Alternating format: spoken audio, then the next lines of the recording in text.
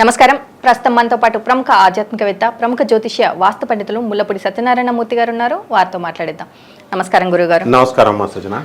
గురుగారు, మార్చి నెలలో మరి కుంభరాశి వారికి ఎలా ఉండబోతుందో తెలియజేయండి.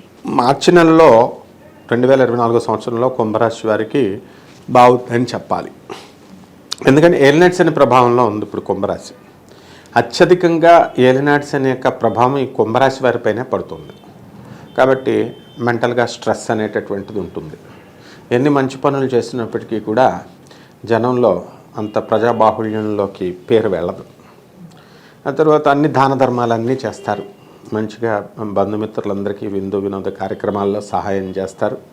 అన్ని హోస్ట్గా మీరే ఉండి పార్టీలు ఇవన్నీ కూడా చేస్తూ ఉంటారు. స్టిల్ దెన్ ఈ కుంభరాశి వాళ్ళు ఈ ఏదో ఒక విధంగా అపనందలు పాలవడం అనేటటువంటిది జరుగుతుంటుంది. ఇక ఎకనామిక్ ఫ్రంట్ దగ్గరికి వచ్చేసరికి వృత్తి వ్యాపార ఉద్యోగ విషయాలలో ఈ కుంభరాశి వారికి ఏ విధంగా ఏ కష్టాలు లేవని చెప్పాలి. అంటే ఉద్యోగం చేసేటటువంటి వాళ్ళకి ఉద్యోగాలు దొరుకుతాయి, వ్యాపారం చేసేటటువంటి వాళ్ళకి వ్యాపారాలు కూడా బాగుంటాయి.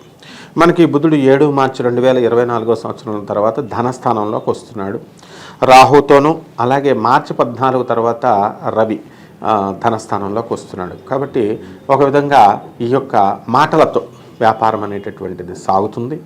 మీ యొక్క కస్టమర్స్ని మీరు మాటలతో చక్కగా కన్విన్స్ చేసుకోగలుగుతారు.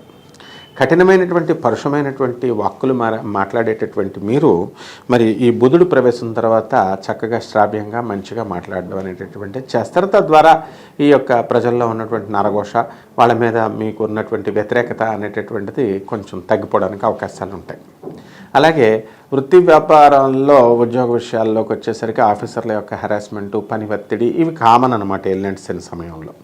కాబట్టి ఈ యొక్క గురుడు 3వ ఇంట్లో ఉన్నాడు కాబట్టి అప్పులు చేయాల్సినటువంటి పరిస్థితి ఉంటుంది. అంటే ఆర్థికంగా ఇబ్బందులు లేకపోయినప్పటికీ కూడా ఆర్థికంగా ఇబ్బందులు ఏదో ఒక కొరత వస్తూ ఉంటుంది. అంటే దానికి ఖర్చుకు తగ్గట్టే ఏదో ఒక పని ఏర్పడడం ఇలాంటివి జరుగుతాయి. లేకపోతే అష్టమ స్థితిగతుడైనటువంటి కేతువు యొక్క ఏంట్రా బాబు ఈ సమస్యలన్నీ కూడా ఇంత మరణతుల్యంగా ఉన్నాయా, సూసైడ్ చేసేసుకుంటే పోయా అనేటటువంటి ఆలోచన ధోరణి అనేటటువంటిది కలిగే విధంగా సమస్యలు ఉంటాయి.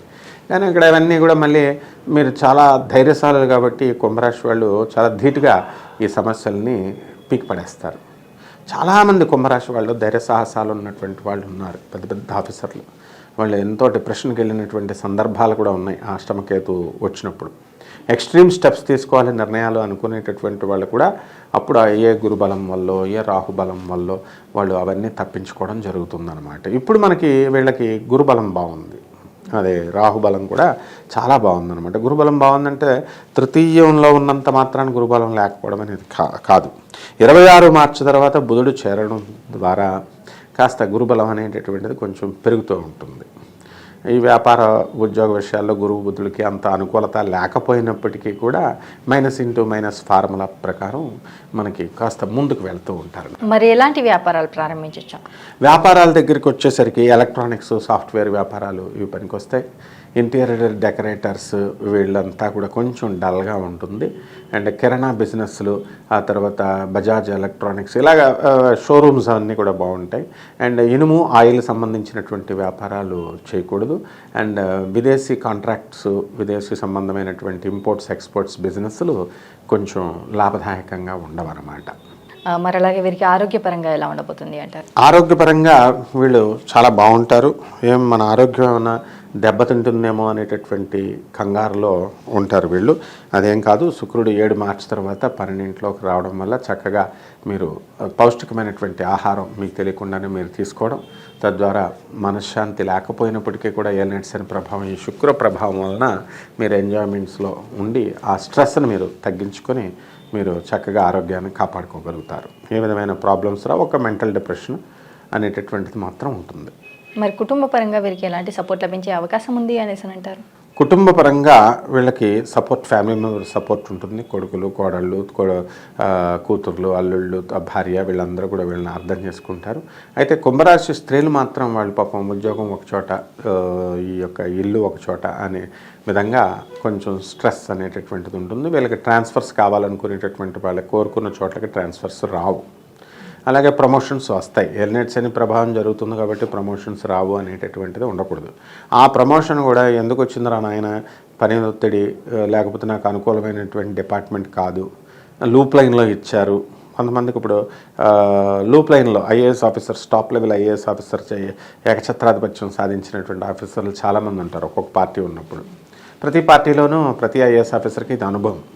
ఆ తర్వాత ఏమవుతుంది, ఈ యొక్క కాలక్రమేణా వాళ్ళని లూప్ లైన్స్లోకి పంపిస్తారు. కొత్త గవర్నమెంట్ వచ్చిన తర్వాత వీళ్ళ పాత గవర్నమెంట్ మనుషులు వీళ్ళని చెప్పేసి, ఇది కామన్, ఇది ఏ పార్టీ అయినా సరే.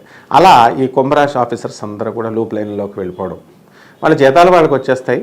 అధికారం అంటే అంతకుముందు బాగా మహా అధికారాన్ని అనుభవించిన వాళ్ళకి అది కొంచెం ఇబ్బందిగా, ఇన్సల్ట్గా, కొంచెం పేలవంగా అనిపిస్తుంది. అంటే ఉదాహరణకి తిరుపతి వెంకటేశ్వర స్వామి ఎప్పుడు కూడా జనాలతో నిండుగా కలకలలాడుతూ ఉంటేనే బాగుంటుంది. కరోనా టైంలో వెలవెలబోయింది జనం వెళ్ళకపోయేసరికి. ఆ విధంగా పాపం వీళ్ళకి కూడా అధికారం తోక కత్తిరించినట్టుగా అనిపిస్తుంది. కానీ అది తోక కత్తిరించడం కాదు. ఎలా అంటే వాళ్ళు అలా ఫీల్ అవుతారు. ఎందుకంటే వాళ్ళ జీతం వాళ్ళకి వస్తే వాళ్ళ అధికారం వాళ్ళకు ఉంటుంది. మరి కోర్టు సమస్యలతో బాధపడేవారు బయటపడే అవకాశం ఉంది అనేసి అంటారా? కోర్టు సమస్యల్లో బాధపడుతున్నటువంటి వాళ్ళకి కుంభరాశి వాళ్ళు కోర్టు కంటిన్యూ అవుతుంటుంది. వీళ్ళకి అనుకూలంగా తీర్పులు ఏమి రావు, కానీ నష్టమైతే ఉండదన్నమాట. అంటే కేసెస్ కొన్ని హాస్టైల్ అవ్వడానికి అవకాశాలు ఉంటాయి. కేసెస్ ఇంకా వాయిదాల మీద ముందుకు వెళుతూ ఉంటుంది. మరి వివాహం కోసం ప్రయత్నిస్తున్న వారు కావచ్చు, ఇటు సంతానం కోసం చూస్తున్న వారు కావచ్చు, యోగం ఉందంటారా? వివాహాల కోసం ప్రయత్నిస్తున్నటువంటి వాళ్ళకి వివాహాలు అవుతాయి, చక్కగా అవకాశాలు ఉన్నాయి కంప్లీట్గా. అండ్ సంతానం కోసం ప్రయత్నిస్తున్నటువంటి వాళ్ళకి ఇంకా సంతానం కలగరు. కానీ ఏలినాటి శనిలోనే ఈ మొత్తం అన్నీ జరుగుతాయి అన్నమాట. ఏంటి, ఈ సంతానం కలగడం, వివాహాలు కలగడం, అలాగే కొత్తగా నూతనంగా గృహాలు కొనుక్కోవడం, వీళ్ళు వాహనాలు కొనుక్కోవడం, ఇవన్నీ కూడా జరుగుతాయి. అయితే గృహాల కంటే కూడా ముందు వాహనాలు బాగా కొంటారు ఇప్పుడు ఏలినాటి శని సమయంలో. మరి అమావాస్య తర్వాత కుంభరాశి వారికి ఎలా ఉండబోతుంది అంటే? అమావాస్య తర్వాత కుంభరాశి వాళ్ళకి 70% బాగుంటుంది. 10వ తారీఖున వచ్చినటువంటి మార్చి 2024 సంవత్సరంలో అమావాస్య తర్వాత గ్రాడ్యువల్ ఇంప్రూవ్మెంట్ అనేటటువంటిది కనబడుతుంది.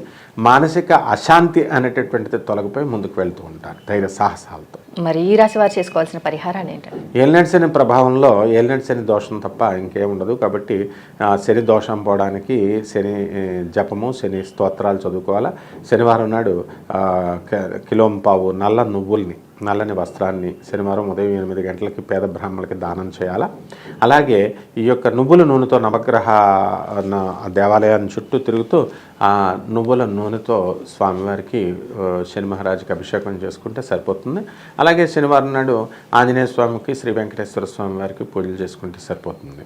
అలాగే ఈ యొక్క గురుబలం పెంచుకోవడం కోసం గాణగాపురం నెల వెళ్ళాలా, వెళ్ళి గురువు దర్శనం చేసుకోవాలి. కేవలం ఏదో తీర్థయాత్రలు, ఏదో ఫార్మాలిటీ కోసం వెళ్ళినట్టు కాకుండా నిజమైనటువంటి గురుభక్తితో ఆ గురువుకి సరెండర్ అయ్యి, నాకు గురువు కావాలి, నేను ప్రతిరోజు కూడా చిన్నప్పుడు మనం స్కూల్లో టీచర్స్ దగ్గర స్కూల్ మొదలకుండా ఎలా వెళ్తామో అలా ఆ అటాచ్మెంట్ని కనుక దత్తాత్రేయుడితో కనుక పెట్టుకున్నట్లయితే తప్పకుండా గురుబలం పెరుగుతుంది మనకి. చక్కగా ఇంకా మనకి కొంచెం తక్కువ డబ్బులే కాబట్టి కిలోంపావు శనగల్ని, తర్వాత పసుపు రంగు వస్త్రాన్ని పేద బ్రాహ్మణునికి దానం చేసుకోవడం ద్వారా ఈ యొక్క గురుబలం పెరుగుతుంది. గురువారం నాడు చేయాలి. కుంభరాశి వారికి మార్చి నెలలో ఎలా ఉండబోతుంది, అలాగే వీరు చేసుకోవాల్సిన పరిహారాలు ఏంటి అనేసి చాలా చక్కగా వివరించారు. ధన్యవాదాలు. ధన్యవాదాలమ్మా.